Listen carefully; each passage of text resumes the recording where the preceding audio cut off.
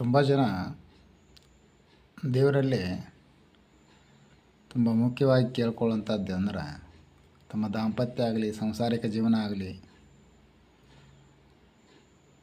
ಭಗವಂತ ಹಾಲು ಜೇನಿನಂಗೆ ಇಡಪ್ಪ ಅಂತೇಳಿ ಕೇಳ್ಕೊತಾರೆ.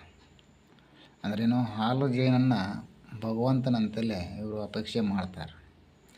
ಅದಕ್ಕೆ ಭಗವಂತ ಕೂಡ ಇಲ್ಲ ಅನ್ನೋದಿಲ್ಲ.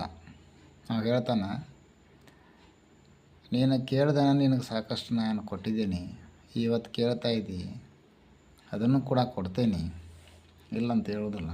ಆದರೆ ಏನು ನೀ ಹಾಲನ್ನು ಕೇಳ್ತಾ ಇದ್ದಿ, ಅದನ್ನು ಶೇಖರಣೆ ಮಾಡಿಟ್ಕೊಳ್ಳುವಂಥ ಏನೋ ಪಾತ್ರೆ ಇದೆಯಲ್ಲ, ಆ ಪಾತ್ರೆಯನ್ನು ನೀನು ತೊಳೆದೇ ಇಲ್ಲ. ಆ ಪಾತ್ರೆಯನ್ನು ನೀನು ತೊಳೆದೇ ಇಲ್ಲ. ನಾ ಕೊಟ್ಟಿರುವಂಥ ಹಾಲನ್ನು ನೀ ಅದನ್ನು ತೊಳೆಯದೇ ಇರುವಂಥ ಪಾತ್ರೆಯೊಳಗೆ ನೀನು ಅದನ್ನು ಶೇಖರಣೆ ಮಾಡಿಕೊಂಡ್ರೆ ಅದು ಹಾಲು ಕೆಟ್ಟು ಹೋಗಿಬಿಡ್ತೈತಿ. ಅದಕ್ಕೆ ಮೊದಲು ಏನು ಮಾಡಪ್ಪ ಅಂದ್ರೆ, ಆ ಪಾತ್ರೆಯನ್ನು ಸ್ವಚ್ಛವಾಗಿ ತೊಳಿ, ನಂತರ ನಾ ಕೊಟ್ಟಿರುವಂಥ ಹಾಲನ್ನು ಅದರಾಗ ಶೇಖರಣೆ ಮಾಡಿದ್ರೆ ಅದು ಹಾಲು ಕೆಡ್ದಂಗೆ ಉಳಿತೈತಿ. ಹೊಳ್ಳಿ ನಿನಗೆ ಅದು ಜೀವನಕ್ಕೆ ಉಪಯೋಗ ಆಕತಿ ಅಂದೆ. ಇದರ ಅರ್ಥ ಕೆಲವರಿಗೆ ತಿಳಿದಿರ್ಬೋದು, ಕೆಲವರಿಗೆ ಯಾರಿಗೆ ತಿಳಿತೈತಿ ಇದು ಏನಂತೇಳಿ.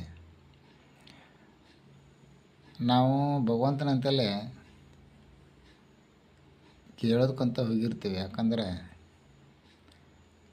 ಅವಾಗ ನಮ್ಗೆ ಕೊಡೋಕ್ಕೇನಿಲ್ಲ, ನಮ್ಗೆ ಕೊಡೋದಿರೋದು ಭಕ್ತಿ ಅಷ್ಟೇ, ಬಿಟ್ಟರೆ ಬೇರೆ ಏನು ಕೊಡೋಕೆ ಅವ್ನಿಗೆ ಸಾಧ್ಯ ಆಗೋದಿಲ್ಲ.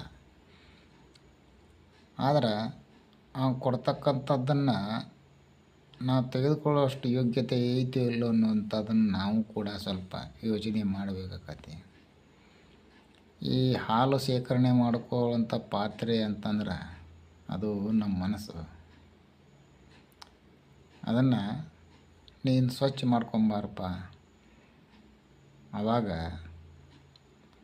ನೀ ಏನು ನನಗೆ ಹಾಲು ಕೇಳಕತ್ತಿಲ್ಲ, ಆ ಹಾಲನ್ನು ನಾವು ಶೇಖರಣೆ ಮಾಡಿದ್ರೆ ಅದು ಕೆಡ್ದಂಗೆ ಉಳಿತೈತಿ, ನಿನಗೆ ಉಪಯೋಗ ಆಕತಿ ಅಂತ ಭಗವಂತ ಹೇಳ್ತಾನೆ. ಧನ್ಯವಾದ.